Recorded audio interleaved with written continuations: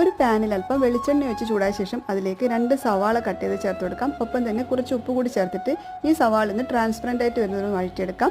അതിനുശേഷം ഇതിലേക്ക് 2 പച്ചമുളകും ഒരു ചെറിയ കഷ്ണം ഇഞ്ചിയും കൂടി ചേർത്ത് കൊടുക്കുന്നുണ്ട്. ഒപ്പം തന്നെ കുറച്ച് കറിവേപ്പിലയും നന്നായിട്ട് പഴുത്ത ഒരു തക്കാളിയും കൂടി ചേർത്ത് കൊടുക്കാം. എന്നിട്ട് നല്ലതുപോലെ ഒന്ന് വഴറ്റിയെടുക്കണം. തക്കാളി ഒന്ന് സോഫ്റ്റ് ആയിട്ട് വരുമ്പോഴേക്കും ഇതിലേക്ക് ആവശ്യമായിട്ടുള്ള മസാലപ്പൊടി ചേർത്ത് കൊടുക്കാം.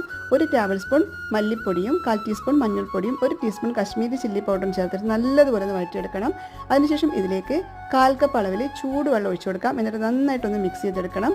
അതിനുശേഷം ഒരു ഉരുളക്കിഴങ്ങ് കട്ട് ചെയ്ത് ചേർത്ത് കൊടുക്കാം. എന്നിട്ട് ഈ ഉരുളക്കിഴങ്ങ് വേവുന്നത് വരെ അടച്ചു വെച്ച് ഒരു 5 മിനിറ്റ് നേരത്തേക്ക് ഒന്ന് കുക്ക് ചെയ്തെടുക്കാം.